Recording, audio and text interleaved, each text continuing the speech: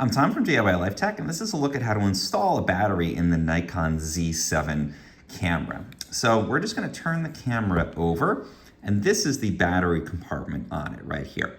And there's a little catch on here. We're just going to press that in and open it up. It's a little tough to do, especially if you don't have as much nail, but you can go ahead and open that up. Now to release the battery, there's this little orange piece here. We can just press that, and then the battery is going to pop out. And again, it can be a little tricky. You can just flip it over and give it a shake and get that battery out.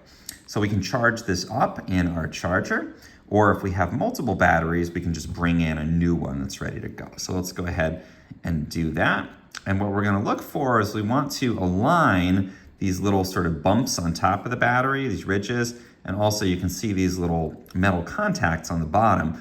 We want those to align with the metal pieces over on the side. So we're just gonna take that battery, we're gonna insert it in here.